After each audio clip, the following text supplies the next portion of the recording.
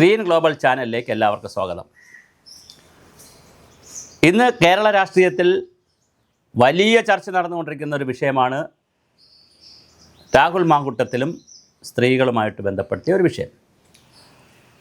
അതിനകത്തുള്ളൊരു കൗതുകം എന്ന് പറയുന്നത് രാഹുൽ മാങ്കൂട്ടത്തിൽ വലിയ ഹൈപ്പ് കിട്ടി, സോഷ്യൽ മീഡിയയിലും ചാനലുകളിലും വലിയ ഹൈപ്പ് കിട്ടി പെട്ടെന്ന് വളർന്നു വന്നൊരു നേതാവാണ്. മറ്റാരേക്കാളും വലിയ തോതിൽ കഴിവുകൾ പ്രകടിപ്പിക്കാൻ അവസരം കിട്ടിയ ആളാണ്.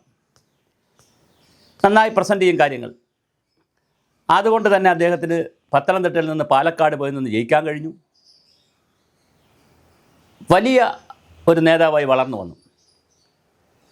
അദ്ദേഹത്തിനെതിരെ കുറേ ആരോപണങ്ങളും വന്നു. 2 സ്ത്രീകളാണ് ഇപ്പോൾ പ്രധാനമായ ആരോപണം വന്നിരിക്കുന്നത്. ഒരു സിനിമാ നടിയുടെ ആരോപണമുണ്ട്, പിന്നെ ഒരു എഴുത്തുകാരി, പ്രവാസിയാളുടെ എഴുത്തുകാരുടെ ആരോപണം. പക്ഷേ ഇതിനു മുമ്പ് ഞങ്ങളുടെ തന്നെ മറ്റൊരു ചാനലായിട്ടുള്ള സുഭാഷിതം ഡിജിറ്റൽ ചാനലിലും മറ്റു ചില ചാനലുകളിലും ഞാൻ ബൈറ്റ് കൊടുത്തിരുന്നു ഇതേ വിഷയത്തിൽ. പക്ഷേ അതിലൊന്നും രാഹുൽ മാങ്കൂട്ടത്തെ നമ്മൾ അങ്ങനെ മോശമായിട്ടോ തെറ്റായിട്ടോ ഒന്നും പറയാൻ ശ്രമിച്ചിരുന്നില്ല. പക്ഷേ ഇപ്പോൾ രാഹുൽ മാങ്കൂട്ടത്തിൻ്റെ ഒരു വാർത്താ സമ്മേളനം കാണുന്നു. വാർത്താ സമ്മേളനമല്ല, ബൈറ്റ് കൊടുക്കുന്നത്. അത് കണ്ടപ്പോഴാണ് ശരിക്ക് തൊലിക്കട്ടി ഇത്ര പോരാ. വല്ലാത്ത തൊലിക്കട്ടി വേണം രാഷ്ട്രീയത്തിൽ നിൽക്കാൻ.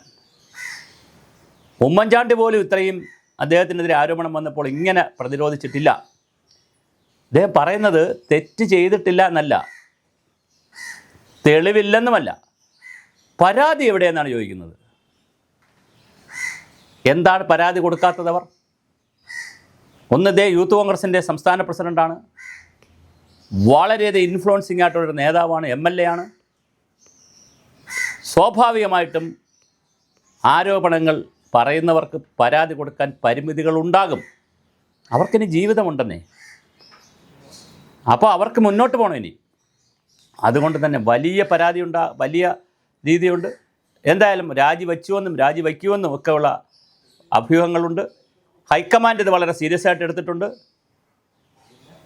പലതരത്തിലാണ് ഈ കേസുകൾ മുന്നോട്ട് പോയിക്കൊണ്ടിരിക്കുന്നത്. എന്തായാലും രാഹുലിൻ്റെ ഇപ്പോഴത്തെ പത്രസമ്മേളന പ്രകടനം കേരള സമൂഹത്തെയും പൊതുസമൂഹത്തെയും അവഹേളിക്കുന്നതാണ്. ഒരു കാരണവശാലും അങ്ങനെ ചെയ്യാൻ പാടില്ല. ആരോപണം ഉന്നയിച്ചവർ അവരുടെ മാന്യത കൊണ്ടായിരിക്കാം പക്ഷേ അവർ പേരുകൾ പറയാത്തത്. ഊഹാഭോഗങ്ങൾ ഉണ്ടാവാം. ഒരാളല്ല, 2 ആളാണ്, പലരുമുണ്ട്.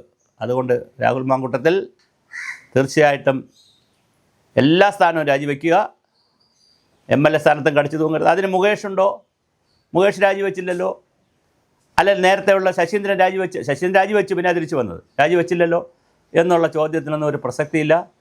താങ്കൾക്കൊരു അതീവ ഗുരുതരമായ ആരോപണമാണ് വന്നിരിക്കുന്നത്. അത് ഒതുക്കി തീർക്കാൻ ചിലപ്പോൾ പഴിഞ്ഞേക്കാം. പണം കൊടുത്തും ഭീഷണിപ്പെടുത്തും കൊല്ലുമെന്നൊക്കെ പറഞ്ഞാൽ ഇതുപോലത്തെ കേസുകളൊക്കെ ഒതുക്കി തീർക്കാൻ എളുപ്പമാണ്. താങ്കൾ അതിലേക്ക് പോകണ്ട. താങ്കൾ നിർബന്ധമായും MLA സ്ഥാനം കൂടി രാജിവെച്ചേക്കുക.